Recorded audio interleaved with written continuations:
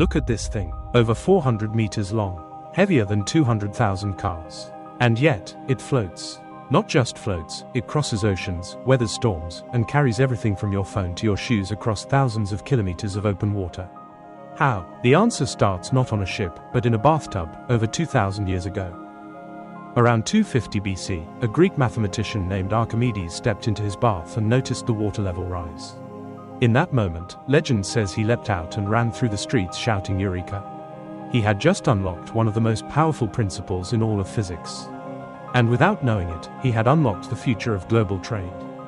Archimedes' principle states this: any object placed in a fluid is pushed upward by a force equal to the weight of the fluid it displaces. That upward push, we call it buoyancy.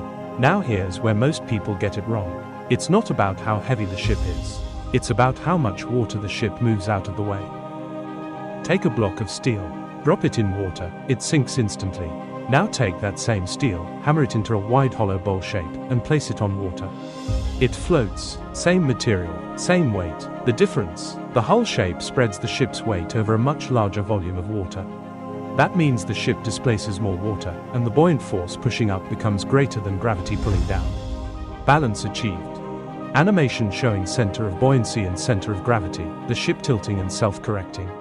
But floating is only half the problem. The ship also needs to stay upright. This is where the concept of metacentric height comes in. Ships are designed so that when they tilt, from wind, waves, or uneven cargo, the center of buoyancy shifts to one side, creating a righting force that pushes the ship back upright. It's why a well-designed ship in a storm looks like it's dancing with the waves rather than being swallowed by them.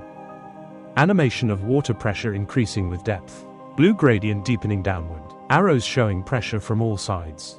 Now, rising water levels. Does higher water make a ship safer or more dangerous? Surprisingly, the physics says this: a ship floating in deeper water is actually more stable. More water beneath the hull means more fluid mass available to provide buoyant force. As long as the hull remains sealed and the cargo well distributed, a ship can float on an ocean that is 10 meters higher than it was yesterday. The ocean's depth does not change buoyancy, only the volume of water displaced by the hull matters. How the knowledge came about: a history of maritime discovery. Ancient map illustrations, reed boats on the Nile, carved images of Phoenician galleys. Long before Archimedes gave it a name, humans were already using buoyancy instinctively. The ancient Egyptians built reed boats on the Nile as far back as 4000 BC. The Phoenicians, arguably the world's first great maritime traders, were sailing the Mediterranean before 1200 BC, reaching as far as Britain.